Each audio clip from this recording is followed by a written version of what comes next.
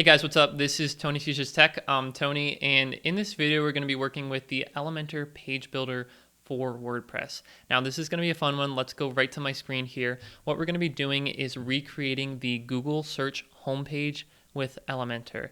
Now the reason we're going to be doing this is not only to show you a very basic example of how to use the Elementor Page Builder, but also to show you how easy it is. So if that's something you're interested in, let's get on into the tutorial. All right, so what I'm going to do is move this off of your screen, but I'm going to move it to my other screen here just so I can see as a reference what this logo looks like as we're going through the design. But I'll have something up on the screen for you guys to reference as well. Okay, so the only prerequisites for this tutorial are a WordPress website and one plugin, the Elementor plugin. Now I have the Elementor Pro plugin installed as well, but that is not necessary for this tutorial. It will give you additional functionality, but none of it which we'll be using today. Okay, so if you have those couple things and you want to follow along, let's do it. Let's get right on into it. So first thing, let's go into our pages section, add a new page, and we'll call this Google Design Demo, something like that. And we'll click this button up here called Edit with Elementor. Now, for anybody who's new with Elementor, it is very basic, very intuitive to use. You got all these widgets on the left-hand side, and you're basically a canvas on the right-hand side where you can drag and drop anything you want into here to design the page. It's that easy, no coding, nothing like that. So let's do it. Let's recreate the Google homepage. All right, first thing I see here is this title. Let's get rid of that. And the way we can do that is to go down here to settings and hide the title. That's done with. There's nothing we can do about the header because the header is present across all web pages. Let's just ignore it for now and focus on the main aspect of the Google search homepage. Okay, so if we go back into our widgets, you can get there by clicking on this 3x3 grid up here. And the first thing we want to do is let's get an image in there for the colorful Google logo. And instead of copying their logo and re-uploading it here, what I did, and just to make it a little bit more fun, is I designed in canva.com, which is where I design all my images, blog post images, YouTube thumbnails, all that stuff. I created my very own Google themed logo, Tony Teaches Tech. So if you want to use Canva, I highly recommend it. This is also free. So if you want to sign up for that, I'll have a link down below as well. And let's go ahead and just download this into my downloads folder. And we'll go back over, there it is. We'll go back over to Elementor and click on, you see how we have this image selected? It says edit image up here. We can go click on choose image and then upload a file. We'll just drag and drop our file so it uploads to our server and insert that into our web page. Now, right off the bat, this is a little, more than a little, it's pretty big. So if you click, instead of we're in the content tab, we can click on the style tab and change the width of this to be, something around there. So that looks good as far as the size of the logo is concerned, but what about the distance from the top of the page down? I think we need to add some margins or padding or something above the logo so that looks similar to the Google homepage. We can do that very easily in the advanced tab over here, and we can change the top margin to be something more than 0, okay? By default, the values are linked together, so if I typed in like 50 here, you would add 50 to the left, 50 to the right, 50 to the top, 50 to the bottom, but we can unlink those values by clicking on this, and we'll get rid of the right padding, the left padding, and the bottom padding, and we'll just bump up the top padding to be something like 100. That looks good. Okay, so yeah, as far as the position of the logo and the size of it, we'll say that looks good, and we'll move on to the search bar. Now the search bar we can do with another widget. We can create that. If you go back to the widget section, we're going to use a form to create that. And we'll drag this onto our canvas here. And like it says here, drag widget here, just drop that right down in here. And by default, it gives us like an example form. Let's get rid of everything in here and add. We just want to add, this is exactly what we want to add, so we'll get rid of everything except for that. what we're looking at here is a text input. Now, a form is basically a way for a user to input one or more items into your web page. So like you can see here, there's radio buttons, there's number pickers, there's a date picker for, like, you know, a calendar, popping up a calendar. You can do password inputs with, you know, those secretive dots, all these different types of inputs. But the one we're interested in is just text, because this is just going to be a search box. And by the way, this is just design. We're only working on the design here. We're not working on the functionality. So we'll pick a text box, and I mean, as far as that is concerned, it's a very simple text box. We want to definitely work on the corners here, make them look round. We want to maybe make this a little bit lighter and a little bit less wide. I want to call that thinner maybe. So we can do a lot of that within the style section. And in the style section, you'll see there's a lot of different options, some of which we'll touch, some of which we won't touch. But the one we want to look at first is inside the field dropdown. And right here, we have the border width. Now, this is just a demonstration. We can make the border thicker, but I think 1 is good as far as the Google homepage is concerned. What we do want to look at is the border radius. So if you pump up the border radius just a couple pixels, you'll start to see it curving or rounding a little bit.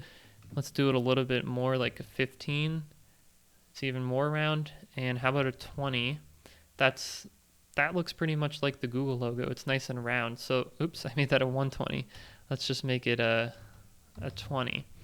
And I think that looks good as far as the shape of the button's concerned. Let's make it a little bit thinner. That's the term we're going to use, thinner instead of wider.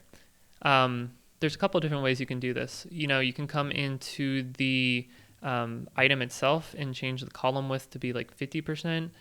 And then you can realign it to the middle. But the way I like to do it is kind of like what we just did inside the advanced section. We can change the padding or the margin around the search box to be something like, we'll unlink them again, but this time we'll make the right-hand side like 200 and the left-hand side, same thing, 200. And maybe we'll make it like 250 and 250. And because my logo is wider than the Google logo, there's more letters. We're gonna have to live with that. The fact that they're the same ratio of the widths is not the same, but that's okay. Now, this next part, this is a little tricky. Like I said, we're just gonna work on the design, not the functionality. And I couldn't figure out a way to have well, first of all, I couldn't figure out a way to get rid of this button that comes with the form because it's kind of built in. If you go to the content section and buttons, there's no way you can like hide the button or anything within Elementor. But there is a way we can get rid of that with HTML, which I'll show you in a bit. But the reason we want to get rid of this is because we want 2 buttons right next to each other. So to get rid of this one, we are going to go to the advanced section here. And this is really cool for someone like me who knows and uses HTML code. You can add custom CSS here. So I have my cheat sheet over here, which I'll copy some code in here and paste it in. Whoops, that's not what we wanted. Delete that. Okay, so what I was saying was inside of here, copy this code and paste it in here. And there you go. We got rid of that button, and basically all the CSS code does is it says any element with this class name, which is the name of that button, we just want to get rid of it. We're going to hide it. And when we did that, you'll see this this custom message popped up here, which typically would pop up when somebody submits any information into this box. But we don't want that either because Google doesn't do that. So let's go back to the content section for this form. Go down to additional options and and this is kind of counterintuitive, but turn the custom messages on and then just get rid of all of their custom messages here. And we won't see anything change on the screen, but if we save a draft, just so we have this saved, committed to memory, and refresh the page, that text should go away, and it does. So this is starting to look pretty good. One thing I do notice right away is the color of the search box. It's too dark. I think it needs to be a much lighter gray. So let's select the form, go into style, and for the field itself, nope, we're in the wrong section. We want the form. Nope. We want the content. Okay, sorry about that. I was right. It is under the border color. And for now, they just have this dark, harsh black color. We just want to move that to a much lighter, softer gray color. And yeah, something like that looks pretty good. So as far as the magnifying glass and the search icons over here, like the microphone, I don't have a way to do that. Like I said, we're only going to get like 90% of the way to the design of Google logo, but that's okay. This is just for demonstrating how to use Elementor. Can't do everything, but it can do a lot of things. So that's looking good. Let's go on to work on the buttons down here, the Google search button and the I'm feeling lucky button. So right down here, instead of dragging a widget right away like we typically would do, we want to click on this plus button and select our structure. So this is really cool. These are all responsive structures. So that means if you are on a desktop, they're going to show up side by side, but maybe if you're on a really small phone, they'll show up one on top of the other. That's what responsive design is all about. So we're going to pick the one that goes side by side, 2 columns, one for the search button and one for the I'm feeling lucky button. So let's go back to the widget. In search for a widget, we'll say button this time, and we'll drag a button into the left column. And you might be tempted to drag another button into the right column, but what I'm going to do is design this button first and then copy and paste it over here once we have everything looking the way we want it to look. Okay, so let's focus on that. Let's make this look like the Google search button. So first thing first, let's get rid of the click here text and change it to, we could put Google search, but because this is Tony Teaches Tech themed, let's make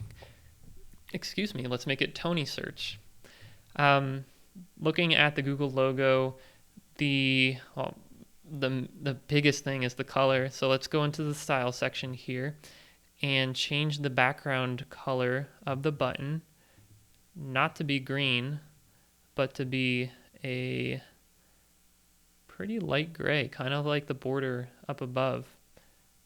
Maybe even a little bit lighter than that. Something like that. That looks good.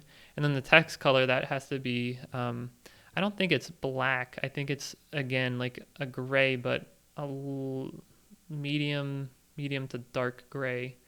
Something like that. And the difference I'm seeing next is the thickness of the text. So let's see if we can change that. And we can do that with this button selected. We can go to the typography and change the font size and the weight. So let's make the weight the lowest possible and change the font size, to, we can bump up that weight a little bit, maybe 500. No, let's go back down.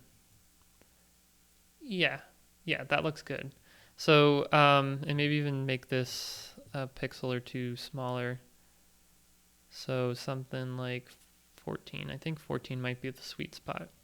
Okay, so that looks like the Google search button. The one difference is this is not in the right position. This has to come over here. So how do we do that? Well, again, with the button selected, go to the Content tab, and instead of aligning it to the left, let's align it to the right. That puts it pretty much right where we want it. Okay, and how about the border radius? Like, remember this, the roundness of the edges? I think that looks okay. Maybe increase it just a little bit. So we can come in here and we'll link them all together, make it a 3 or a 5. I think a 5's too round. So maybe let's stick with a 3. Okay, so let's take this button since it looks good and copy it. And this is really cool with Elementor. You can just copy and paste. And of course, we're going to have to change a couple things about this. Well, instead of Tony search, we'll say feeling lucky with a Y. And instead of having it right aligned, we'll have it left aligned. So, take a step back for a second. That looks really good. That looks really close to what the Google search homepage looks like. The last thing I think I want to change is to make, see how the I'm Feeling Lucky button is wider than the Tony search button, and on the Google logo they're about the same width. They actually probably are the same width, maybe a little bit thicker. I just want them to be similar widths. This is this is much more wide than this. So how can we do that? Well, if we go into the Tony search button and go to the advanced, we're going to do something similar again to what we have been doing. We're going to unlink the padding and change the left and the right padding. So let's make it like a 10 and a 10. And what happened? So that looked good initially. Oh yeah, that's good. So a 10 and a 10. Oops. Oh no, you know what? That's just changing, that's just adding space to it, isn't it? 10. Yeah, that's just adding space to the right of it. Is it the margin that we want? No, it's not the margin. So what would that be? That would be under, I'm blanking here for a second. Bear with me. The padding. Okay, here we go. The padding. It is still padding, but it's not the padding for this whole element. It's for the actual the button itself. So let's add 10 here, and that we have to unlink these values. This will be a little bit of guessing game, but let's make it like the bottom that has to be increased to like 12, and the top needs to be a 12. So they're the same height. I think they look like the same height. And then the right, let's make that like a 15 and a 15. Make it bigger. 20. Let's do 25. Maybe we'll go up to 30. Yeah, that's better. I think I like that. We can even do 35. 35 and 35. Okay. I like it. What do you guys think? Let's look at it for real. Let's publish it this time. Hooray, your page is live. Have a look. So this will take us to our page. So my website domain name is site5.xyz, and we're at Google Design Demo. And this is the Google logo. I know I have it up on the screen for you guys, but let's just put them side to side for me to see my work, our work that we've done in this. How long has it been? Oh, not too bad, like 15 minutes or so. Logo's different. The shape of this button looks good. I think one thing we could have done is added a little bit more space between here. Let's just do that real quick while we have a couple more minutes left. So we can edit with Elementor again and click on this section. Okay, we're not going to click on the individual buttons. We're going to click on this section. You'll see it's saying that edit the section. And we'll go into the advanced tab, and the margin on the top, let's make that 20. I'm just gonna guess. Update that and we'll have a look. So let's go to that page and we'll get out of here. We'll go to site5.xyz/Google, what was it? Google Design Demo. There we go. We got more space in between the search bar and the buttons. And let's pull up our, oh, it's already up here, our Google homepage for comparison. And yeah, design-wise, I think it looks pretty close. Let me know what you guys think in the comments below if you think we did a pretty good job. Like I said, my goal with this was just to show you how to use the Elementor Page Builder. Some of the features of it, there's a lot more than what we looked at today, but this should give you a good start to at least get past the point of intimidation. Because I know for me at least, when I first found out about Elementor, I was intimidated because there's so many buttons and options and settings and drag and drop and all that stuff. But it ends up being very easy after you just get your hands, roll up your sleeve, get your hands dirty, and practice with it for a little bit. So that was my goal with the video. I hope you got some value out of it. If you did, give this video a thumbs up. If you want to see more like this, consider subscribing to this channel. And if you do, I'll see you in the next one.